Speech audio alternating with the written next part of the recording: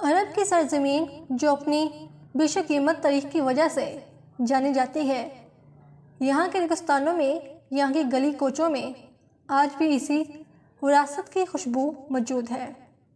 یہ بات دنیا جانتی ہے کہ اس سرزمین پر ایک سے بڑھ کر ایک مجاہد پیدا ہوئے، جن کی بہادری کی داستانیں آج اس دنیا سے جانے کے سینکڑوں سالوں بعد بھی فخر سے سنائی جاتی ہیں۔ لیکن عرب اور مسلم تاریخ میں جب کبھی بھی سب سے طاقتور مجاہد یا بہادری کی بات ہوگی تو اس میں سب سے اوپر جس بہادر کا نام آئے گا وہ حضرت علی علیہ السلام کا ہے۔ دنیا حضرت علی کے کارناموں، بہادری اور طاقت سے بخوبی واقف ہے۔ چاہے جنگ خیبر میں یہودیوں کے سب سے طاقتور پہلوان سمجھے جانے والے مرہب کو پچھاڑنا ہو یا خیبر کے دروازے کو اپنے بازو سے اکھاڑنا ہو، یہ سب حضرت علی کی طاقت کا ایک چھوٹا سا حصہ ہے۔ اس کے علاوہ وہ جنگ خندق میں عمر ابن عبدود جو کہ ہزاروں کے لشکر سے اکیلا جنگ لڑا کرتا تھا، اس پر کفار و مشرک بڑا فخر کیا کرتے تھے، اور جس نے جنگ خندق میں مسلمانوں کو للکار کر کہا تھا کہ ہے کوئی ایسا بہادر جو اس کا سامنا کر سکے۔ عمر بن عبد اللوث کا خوف اتنا تھا کہ بار بار للکارنے کے بعد بھی کسی میں اس کا سامنا کرنے کی جرات نہ تھی۔ تب وہ حضرت علی ہی تھے کہ جنہوں نے نہ صرف عمر سے مقابلہ کیا بلکہ صرف ایک ہی وار میں اس کو اس کے انجام تک پہنچا دیا۔ حضرت علی نے اپنی زندگی میں درجنوں جنگیں لڑیں، جن میں سے بدر، خندق، خیبر وہ اہم جنگیں تھیں جس میں حضرت علی نے دشمنوں کے لشکر میں تباہی مچا کر رکھ دی، مسلمانوں کو یک طرفہ جیت دلائی۔ حضرت علی کے متعلق کہا جاتا ہے کہ ان کو فرق نہیں پڑتا تھا کہ ان کے سامنے کتنا بڑا لشکر یا فوج ہے، وہ ان لشکروں پر شیر کی طرح حملہ کرتے تھے، اور اس لیے اللہ کے نبی انہیں شیر خدا کے لقب سے بھی نوازا تھا۔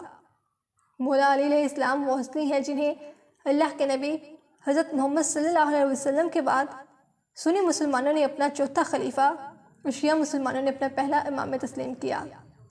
اسلام کے وہ لیڈر جن کے بیٹے امام حسین علیہ السلام نے کربلا میں بھوکا پیاسا رہ کر لوگوں کو بتایا کہ اصل میں جہاد کس طرح سے کیا جاتا ہے۔ امام علی وہ شخصیات ہیں کہ جن کی شادی پیارے نبی محمد صلی اللہ علیہ وسلم کی بیٹی حضرت فاطمہ سے ہوئی۔ امام علی طریق کی وہ شخصیت ہے جن کی ولادت کعبہ شریف کے اندر ہوئی۔ حضرت علی کو رسول اللہ صلی اللہ علیہ وسلم نے دنیا و آخرت میں اپنا بھائی اور نفس رسول کا خطاب دیا، اور دین میں حضرت علی کا ہاتھ بلند کر کے یہ اعلان فرما دیا کہ جس کا میں مولا ہوں اسی کے علی بھی مولا ہے۔ امام علی میدان جنگ میں جس قدر بہادر اور طاقتور تھے، اصل زندگی میں اتنے ہی نرم اور انصاف پسند رہے۔ لیکن اسلام کے سب سے عظیم سپاہی جن کا کوئی ثانی نہ تھا، انہیں کیسے شہید کیا گیا؟ وسیع رسول حضرت علی کو قتل کرنے والے ملعون کا نام عبد الرحمن ابن ملجم تھا۔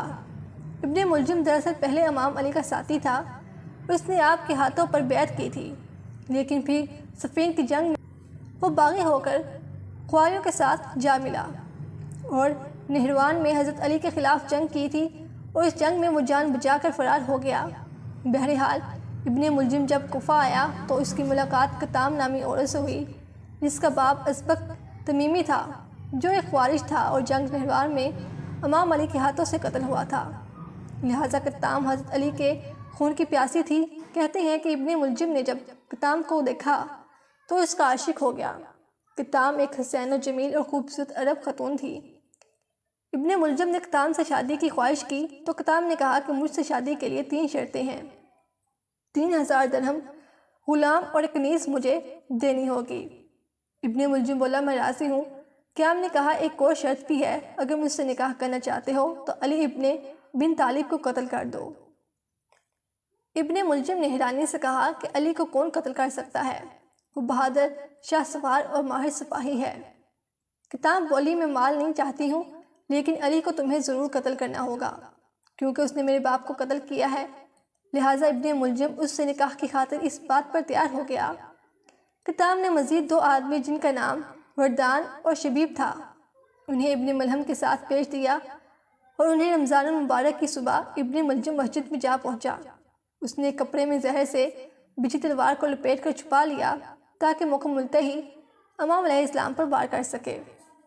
عبد الرحمن ابن ملجم مرادی وہی شخص ہے جس کے متعلق نبی کریم صلی اللہ علیہ وسلم نے پہلے ہی پیشن گوئی کر دی تھی، لہٰذا حدیث میں روایت ہے کہ نبی صلی اللہ علیہ وسلم نے فرمایا، گزشتہ امتوں میں بدبخت ترین شخص وہ تھا جس نے صالح علیہ السلام کی اونٹنی کو مارا تھا، اور آخری امت میں بدبخت ترین شخص وہ ہوگا جو علی کی داڑھی کو خون سے رنگ دے گا۔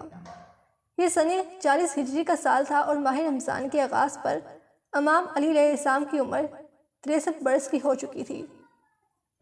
معمول کے مطابق اپنے بچوں کے گھروں پر آپ افطار فرمایا کرتے تھے اور غذا کے 3 لقموں سے ضائع نہ کھاتے۔ ایک رات امام علی کے بچوں نے کم غذا کھانے کی وجہ پوچھی تو فرمایا، اب کچھ وقت ہی رہ گیا ہے، خدا تعالیٰ کا امر آن پہنچا ہے اور مجھے یہ بات پسند ہے کہ اس حالت میں میرا پیٹ خالی ہو۔ 19 رمضان کی رات آپ اپنی بیٹی ام کلثوم کے گھر پر مہمان تھے۔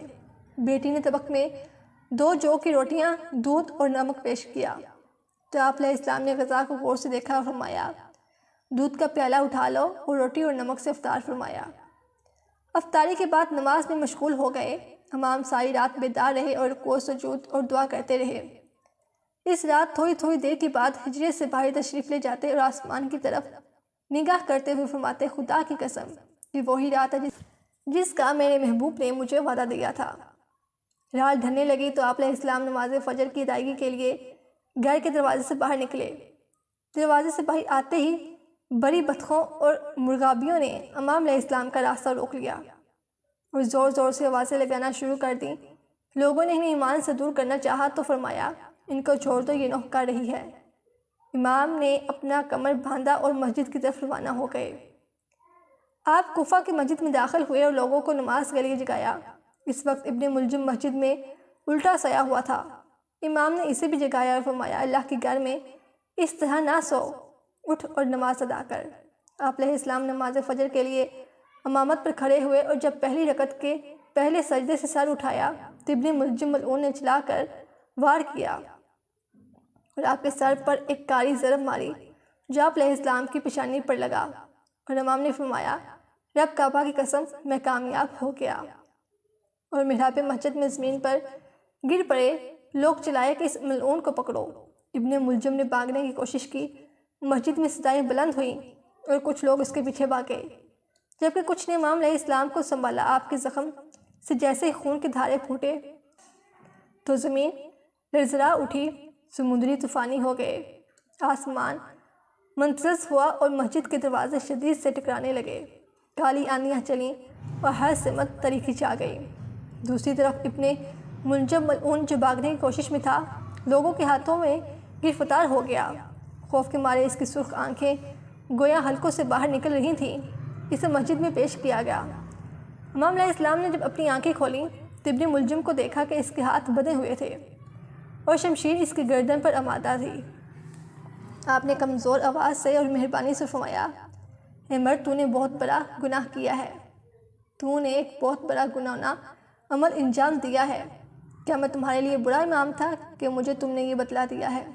کیا میں تمہارے ساتھ مہربان نہ تھا اور تمہیں دوسروں پر ترجیح نہ دیتا تھا، اور کیا تیرے اوپر احسان نہیں کرتا تھا؟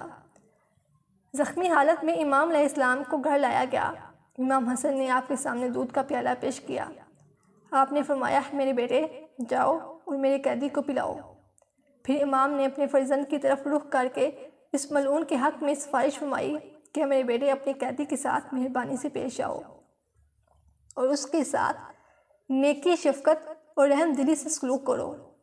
اگر میں دنیا سے چلا گیا تو اس کا قصاص کرو اور اسے ایک ضرب سے قتل کر دو، اسے آگ میں نہ جلاؤ اور اس کے اعضاء مت کاٹو۔ جناب حنیفہ فرماتی ہیں کہ 20 رمضان کی رات ہم نے اپنے بابا کے ساتھ جاگتے ہوئے گزاری۔ زہر کے ساتھ پورے جسم میں پھیل چکے تھے۔ آپ علیہ السلام نماز میں مشغول رہے اور وصیتیں کرتے رہے۔